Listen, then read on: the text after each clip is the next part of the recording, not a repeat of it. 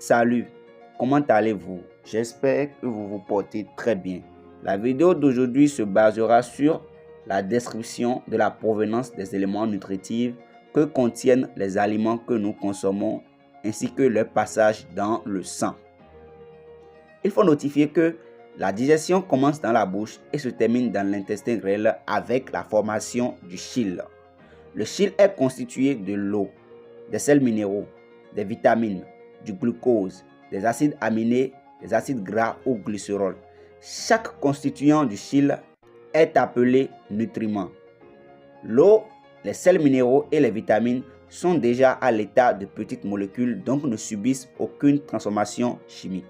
Les glucides sont transformés en glucose. Les protéines sont transformées en acides aminés. Et les lipides, grâce aux émulsionnements de la bile, sont transformés en acides gras ou en glycérol. Après la digestion, les nutriments passent dans le sang et la lymphe par le phénomène d'absorption intestinale. De ce fait, on pourra définir l'absorption intestinale comme étant le passage des nutriments issus de la digestion dans le sang et la lymphe à travers la paroi de l'intestin grêle. Ces nutriments empruntent deux voies différentes. Nous avons la voie sanguine et la voie lymphatique ou chylifère. Les nutriments qui passent dans la voie sanguine sont les acides aminés, le glucose, l'eau, les vitamines hydrosolubles. Cela signifie les vitamines qui sont solubles dans l'eau car le sang est peu liquide.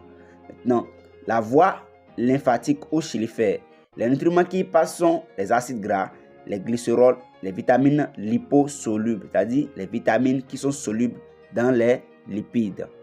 L'absorption intestinale se fait au niveau des structures spécialisées de l'intestin grêle appelées les villosités intestinales. Ils présentent trois caractéristiques qui font d'eux une grande surface d'échange. Nous avons la minceur de la paroi. La minceur de la paroi facilite le passage des petites molécules de nutriments. Quant à la grande surface d'échange, elle est due au nombre de villosités. Cette grande surface d'échange permet le passage d'une grande quantité de nutriments. La riche vascularisation, elle se base essentiellement sur la composition en capillaires sanguins. Il y a assez de vaisseaux et cela facilite donc le transport des nutriments. Les nutriments ainsi transportés seront amenés au niveau des différents organes et traités par les cellules en présence de l'oxygène provenant de la respiration pour former de l'énergie indispensable pour l'organisme vivant. Je suis à la fin de ma vidéo. Merci de m'avoir suivi jusqu'à ce niveau et je vous prie de vous abonner. Bye.